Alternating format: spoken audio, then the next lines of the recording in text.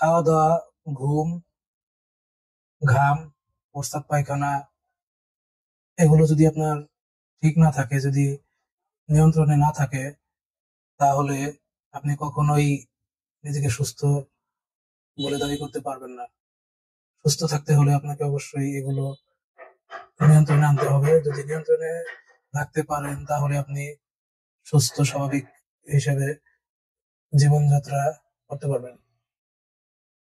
অনেকেই প্রশ্ন করেন যে এগুলি কেন আমরা চিকিৎসা করি।